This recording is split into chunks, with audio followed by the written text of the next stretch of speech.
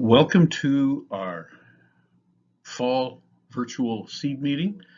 The topic of this uh, slide deck will be wheat variety performance. My name is Steve Ross. I'm the seed manager at AgriMAX, and I'm going to walk you through the different varieties of wheat, their performance, their characteristics, and then we'll have a good look at how they've done this last year.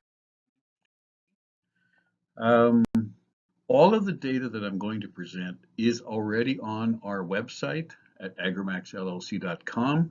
You can click on the website and then go to the research tab, and you will find all of the data and many past years archived data as well. So we're going to talk about the individual varieties first, and it is appropriate that we talk first about Westbred 9590.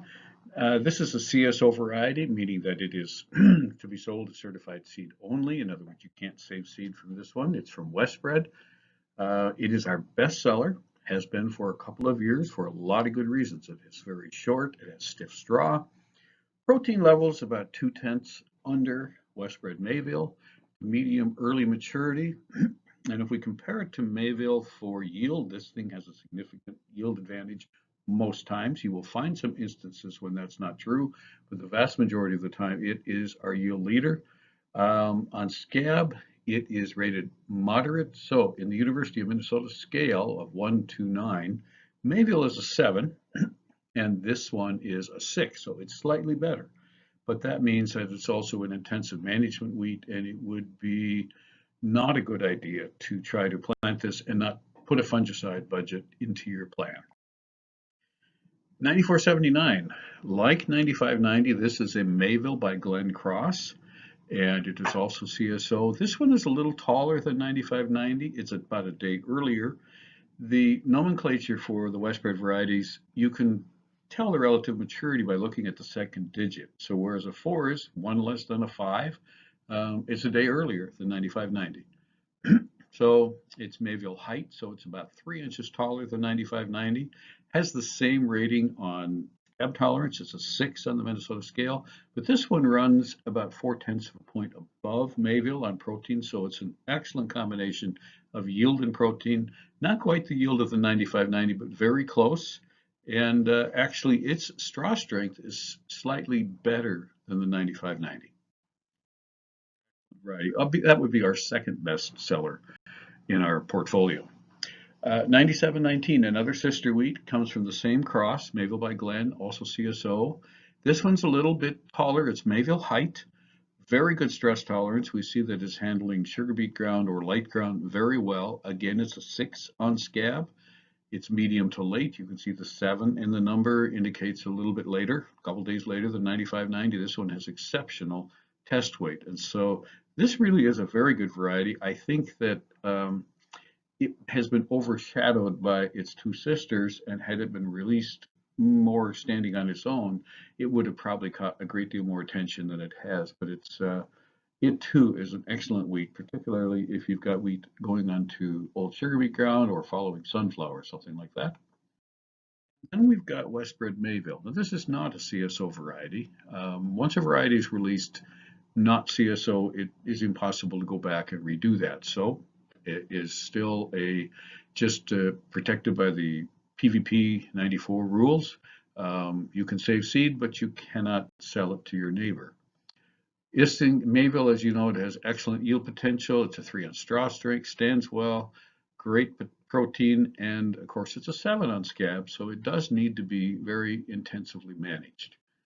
And it is an excellent wheat, been around now about 10 years. And as I go through the rest of these wheats, you're going to find that in almost everything, Mayville is a background in the crossing. It's a really good parent as well as a very good wheat. All right, we're going to turn our attention to some AgriPro wheats. This is a brand new one from AgriPro, AP Murdoch. They describe it as the wheat that has yield muscle and straw strength. It has very good yield with also good protein, very good standability, medium early maturity. It's also very good on Fusarium head blight and bacterial leaf streak. And so it does have a little better disease package than the West bred ones that we just presented.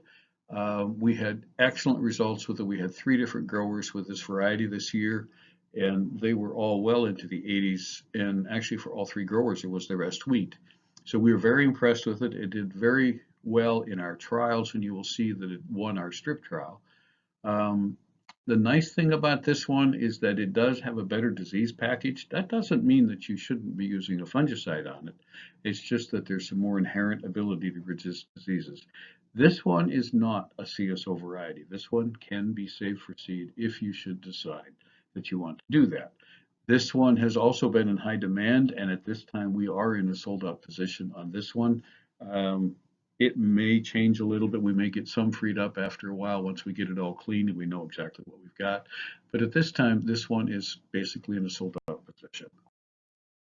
This is a little different twist on wheats. So this is also from AgriPro. This is a CSO. Um, it's SY611 CL2. Now, a word about the CL2. CL stands for Clearfield. So this is wheat that has been naturally bred to be resistant to Clearfield products. Uh, Everybody that grows edible beans is familiar with Raptor. That is a Clearfield product. There are Clearfield resistant sunflowers on the market. Well, this is a Clearfield resistant wheat. The 2 means that there are 2 different Clearfield genes stacked into the genome. And that's important because in order to be able to put down enough Beyond, which is the wheat version of Raptor, you do need the 2 genes in order to have enough resistance. If you've only got 1 gene, you can't spray as much Beyond on it, and in so doing, you won't control the weeds very well. So that's an important feature. Always look for that in a Clearfield variety. Now, we had 3 or 4 growers with this variety. Not all of that was seed this last year, and they all reported excellent wild oat control. So if you've got resistant wild oats, this is yet another tool, not a GMO, but another tool that you can use to give another mode of action busy dealing with wild oats. You can see in this picture that on the left-hand side, it was sprayed with Beyond, and I honestly don't know what was sprayed on the other side, but obviously the wild oats were not controlled over there. So this is a field that has a lot of wild oat pressure. This is a very respectable wheat, all in its own right. It's got very good yield. It's got medium early maturity. It's got respectable protein, quite good straw strength. One of my growers was out by Red Lake Falls, and he grew it because I placed it with him because he has a significant wild oat resistance problem. And he was extremely pleased because he was up around 90 bushel per acre, and wild oats just weren't there. I was in the fields myself, and they were really nice and clean. So if you're looking for another tool to deal with wild oat resistance, then this is really one that you need to consider. It's not that I would suggest you put this on the whole farm, but that you seriously look at picking out those fields where you're going to have wheat and you know you've got a history of wild oats not responding to all the various modes of actions we've been using. This is another avenue to deal with that. All right. 21st Century Genetics. Dr. Greg Fox has released another wheat, and I do really like this one. This one is a Mayville, there's that parent again, by Linkert cross. Okay, this wheat is a really well balanced wheat. It stands well, really well actually, and it gives you excellent yield, protein, and very high test weight. It has a very good reaction to bacterial leaf streak. Now, it will get bacterial leaf streak. It has a moderate score, but it seems to fill the kernels and not abort them under significant bacterial leaf streak pressure so that it really performs well, even though it does get some.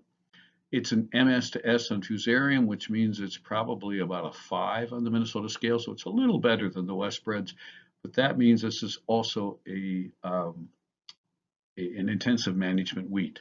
It's a medium maturity, and in addition, the U of M gave it a pre-harvest resistance of 1, which is the best score you can get. So we're hopeful that this one can replace a variety like Spitfire. Won't quite yield with Spitfire, but it'll be higher protein, is much better on pre-harvest resistance. In other words, it should not create the falling numbers issues we've had with Spitfire, and it also yields very well.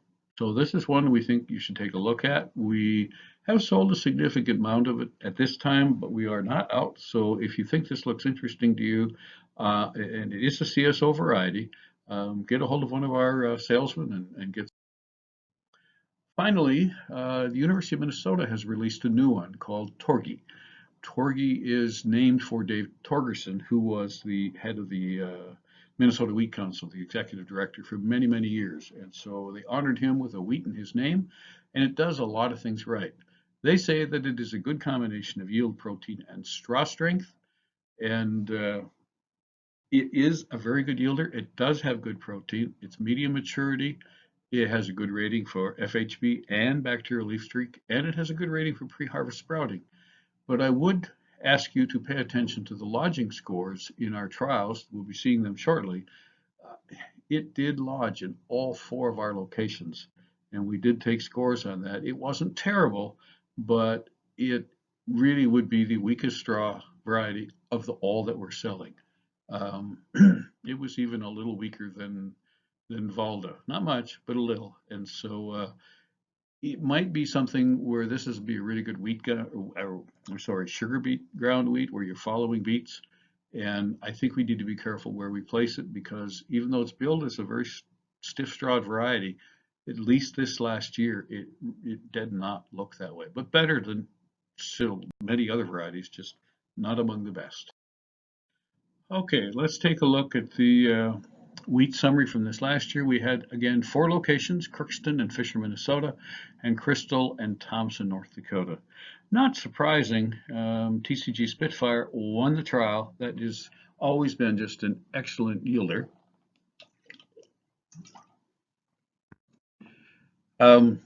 You can look at it and see that it is not as high in protein as many of the other varieties.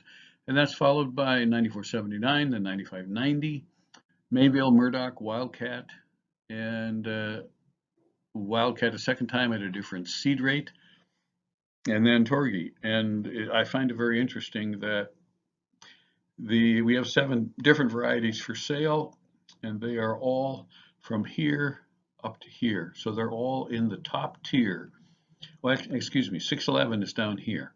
And 611 in the multi-year, well, you will find it did a little better. So it had a little bit of a weaker year this year, but I'm glad to see that basically everything we're selling is in the top half of the trials that we're looking at. Okay,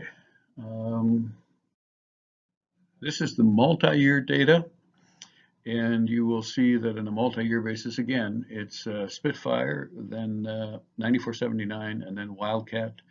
Valda 9590, Mayville 9719, and so and 611 is a little out of place here. You see, it's got a 2-year. We don't have 3-year data. 2 years, it's at 72 bushel, which really puts it about up in this category up here. So it also has done very well. Every year we do a fungicide trial at Fisher where we plant 2 identical wheat plots, one of which we apply no fungicide either at herbicide time or at heading, and the other one we do both of those. And we had quite a remarkable disparity this year between the 2 approaches. 74.5 bushel for the fungicided side. It was a 1.1 pounds heavier in test weight. Protein was the same, but that's a fairly significant difference. 14.6 bushel difference, only 59.9 on the no fungicide side. And that's probably the largest differential that we've had. But then we had a lot of rain this year, so that is not a terribly big surprise. But you can, if you want, look at the different varieties and how they compared between the fungicided side and the non-fungicided. And one thing to keep in mind is that when we apply the fungicide, we are doing the whole plot at once, meaning we're trying to shoot for a happy medium. So we're really not even timing it as well as we ought to. We're close, but some of the later varieties, it's got the fungicide on too soon, and the early ones, it's a little too late. So even with that going, we still had almost a 15 bushel yield. We've been doing this trial for many years now. This was actually the 11th time we've done it. We lost to data in 2012 and 2016. The data just wasn't any good, so we threw it away. And you can see that over the course of the 9 years that we've averaged 7 bushel increase and about a half a pound of test weight. So again, the fungicide does make a big difference when you're growing wheat in this valley. There's the difference. Okay, we had a strip trial too. Um, in the strip trial this year, you can see the Murdoch was actually the highest yielder, followed by 9719 and 9590. And you will see 2 entries for 611 CL2, and the one on the fourth line has an asterisk by it, and it says that actually it says Raptor, but it should say Beyond was used as an herbicide instead of the standard Axial XL Colt and Sword. And you can see that when we did that, there was about a 4.5 bushel yield bump compared to the one where we used the Axial Colt and Sword. And I'm not sure that that will happen every time. It may be a testing anomaly, but it was very clear that there was definitely a higher yield when we used the Beyond product rather than the Raptor. I'm sorry, rather than the other products.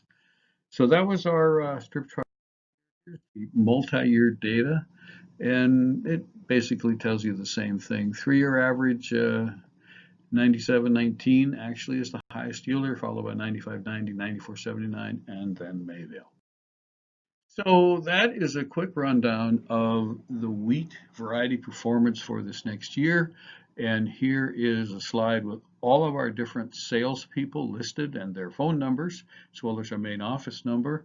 We look forward to doing business with you. We thank you for your past business. And if you have questions, you can call and ask any one of these people. If you know who you deal with, give them a call. We'd be glad to help you get your wheat booked and covered for this next season. Thank you very much.